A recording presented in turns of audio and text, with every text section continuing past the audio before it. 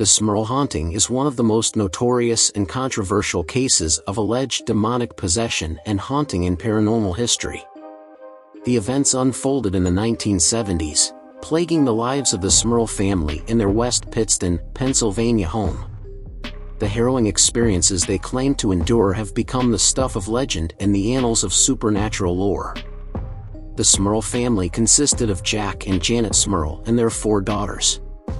In 1974, they moved into a seemingly ordinary duplex on Chase Street. Little did they know that this decision would thrust them into a terrifying and inexplicable series of events that would shake the foundation of their beliefs and test the limits of their sanity. The disturbances began subtly, with strange odors permeating the air and unexplained noises echoing through the house. As time progressed, the paranormal activity intensified, escalating to physical attacks on the family members. They reported being scratched, bitten, and thrown across rooms by unseen forces. The attacks were not confined to the living, as the Smurls claimed that entities also targeted them in their sleep. The family reached out for help, seeking assistance from various religious figures and paranormal investigators. Ed and Lorraine Warren, renowned paranormal investigators, became involved in the case. The Warrens, known for their involvement in other high-profile cases like the Amityville Horror, documented the Smurl haunting in their book The Haunted. According to the Smurls and the Warrens, the entities haunting the family were demonic in nature. The paranormal occurrences included disturbing voices, levitation of furniture, and even sexual assaults. The entities allegedly targeted Janet Smurl in particular, subjecting her to horrifying and violating experiences that left a lasting impact on her mental and emotional well-being. The Smurls claimed that the supernatural activity in their home went beyond the typical manifestations seen in haunted houses. They spoke of a malevolent force that seemed to have a personal vendetta against them. The entities allegedly left physical evidence, such as foul smells, unexplainable fluids, and visible bruises on the family members. The haunting reached a point where the Smurls felt compelled to seek the assistance of the Catholic Church. Father Robert McKenna, a priest experienced in dealing with cases of alleged demonic possession, conducted multiple exorcism rituals on the house. However, according to the Smurls, the exorcisms only provided temporary relief before the disturbances resumed. Skeptics and critics have raised doubts about the authenticity of the Smurl haunting. Some argue that the family may have fabricated or exaggerated the events for attention or financial gain. Others question the reliability of the Warrens, suggesting that their involvement in high-profile cases may have influenced their judgment. The Smurl haunting became the subject of media attention and public scrutiny, attracting both believers and skeptics. The controversy surrounding the case persists to this day, with debates about the authenticity of the claims and the true nature of the disturbances. In 1986, the Smurl family left the house on Chase Street, hoping to escape the nightmarish experiences that had haunted them for over a decade. The story of the Smurl haunting, despite its skeptics, continues to be cited in discussions about paranormal phenomena, haunted houses, and the thin line between the natural and supernatural realms. The case remains a haunting enigma, leaving those who delve into its details to ponder the mysteries that may exist beyond our understanding.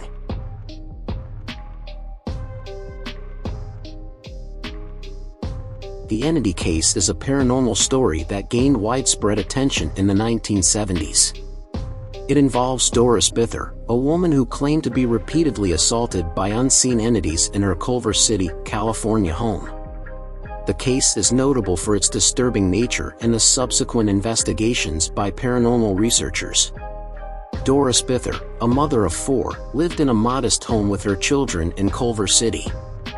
According to her accounts, the paranormal activity in her residence escalated to terrifying levels. Bither reported being physically attacked and sexually assaulted by entities she couldn't see. The attacks were described as violent and left her in a state of constant fear. Doris's case caught the attention of paranormal investigators Barry Taff and Carrie Gaynor. They conducted a series of investigations at Bither's home in 1974.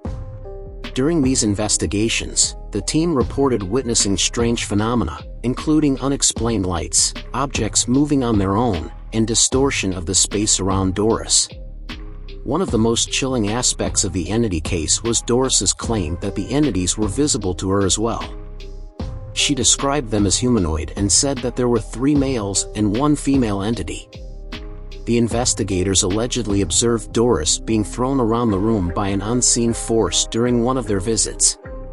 To document their findings, Taff and Gaynor worked with renowned paranormal researchers Dr. Thelma Moss and Dr. Barry Taff from the UCLA Neuropsychiatric Institute. They conducted a series of experiments, including photo and video documentation. Some of the images captured during these sessions allegedly showed anomalies, including what appeared to be streaks of light and distortions. The case became widely known after it was adapted into a book titled The Entity by Frank de Felitta, published in 1978. The book was later adapted into a film of the same name in 1982, starring Barbara Hershey as Doris Bither. The movie dramatized the events but also sparked controversy due to its graphic portrayal of the alleged sexual assaults. Critics and skeptics have raised several questions about the entity case. Some argue that the entire story could be a fabrication or a manifestation of psychological issues experienced by Doris Bither. Others question the reliability of the investigators and the scientific rigor of the experiments conducted. It's important to note that the entity case remains controversial within the paranormal community. While some consider it a compelling and disturbing example of paranormal activity, others view it with skepticism, pointing to the lack of concrete evidence and the subjective nature of the experiences. Regardless of the skepticism, the entity case continues to be a topic of interest and discussion in paranormal circles. It serves as a cautionary tale about the complexities of investigating and interpreting phenomena that defy conventional explanation, leaving the true nature of Doris Bither's experiences shrouded in mystery and debate.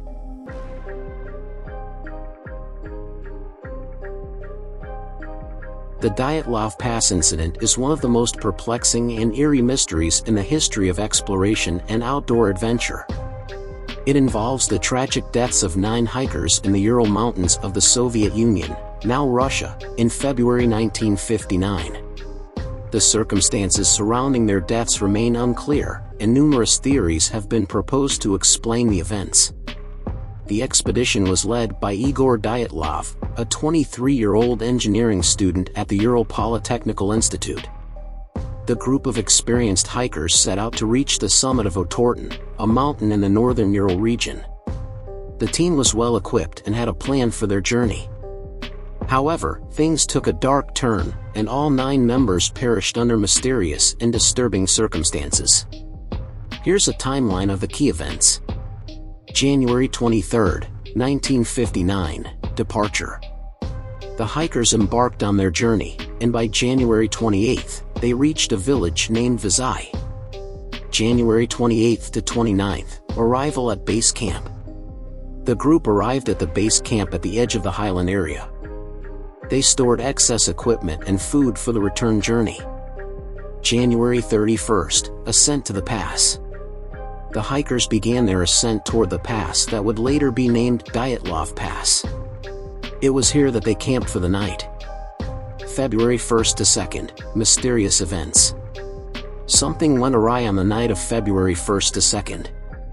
The hikers deviated from their planned route, setting up camp on the slope of the mountain rather than descending to the forested area, as they had intended.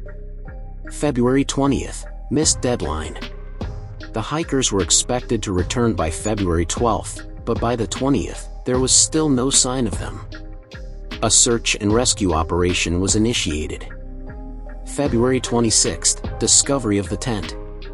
Rescuers found the group's tent on the slope of Kholat Syakhl, a mountain in the region. The tent was slashed open from the inside, and the hikers' belongings were left behind. February 27th, first bodies found. The first 2 bodies were discovered near the remains of a makeshift campfire. Both were underdressed for the harsh conditions. May 4th to 5th, discovery of other bodies. The remaining bodies were found in a ravine about 75 meters from the campfire. They were better dressed but had sustained severe injuries, including fractures, skull damage, and internal injuries. The circumstances surrounding the deaths have given rise to numerous theories, ranging from natural disasters to extraterrestrial encounters. Some of the popular theories include avalanche. Some speculate that an avalanche forced the hikers to cut open their tent and flee for safety. However, there was no evidence of an avalanche, and the tent was not buried. Military involvement. Due to the proximity of the incident to military installations, theories of military involvement, including weapon testing, have been proposed. No evidence has supported these claims. Animal attacks. The injuries sustained by the hikers, including a missing tongue and eyes, led to theories of animal attacks. However, the severity and nature of the injuries have been debated. Infrasound. Some suggest that infrasound, a low-frequency sound beyond human perception, could have caused panic and disorientation among the hikers. However, this theory lacks concrete evidence. The Dyatlov Pass incident remains an unsolved mystery, and despite various investigations and inquiries, the true sequence of events leading to the tragic deaths of the hikers remains elusive. The case continues to captivate the imaginations of researchers, conspiracy theorists, and the curious alike, contributing to its status as one of the most enduring mysteries of the 20th century.